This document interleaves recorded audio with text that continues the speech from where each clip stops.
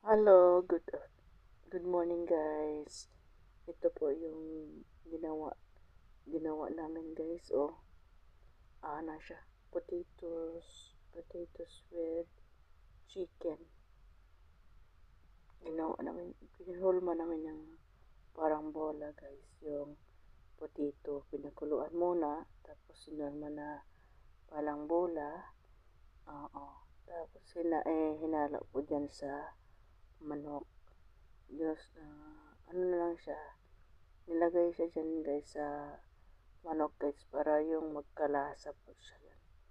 Pag ano na ano na po yung lasa dyan, tinanggal na po nilagay sa Pyrex para po ilagay sa piren po. Oo.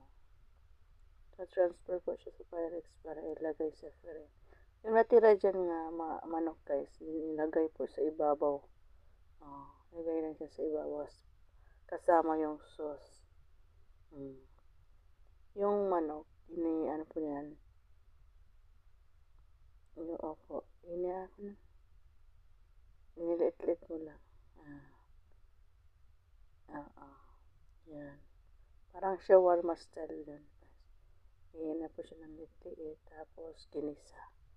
Tapos nilagay yung potato na crushed potato, yung pinakuluan mo muna yan guys. Tapos dinurog mo. Oo. Tapos pinulma ng parang bola. Yan. Ayan tingnan mo guys. Sarap yan guys. May oo po. Ay, ano na siya. Tinimplahan. Of course. May, tapos, pagkalagay mo yan dyan sa lagayan, lagay mo ng krema. Oo. Krema na mozzarella cheese. Ayun. Masarap. Thank you for watching guys.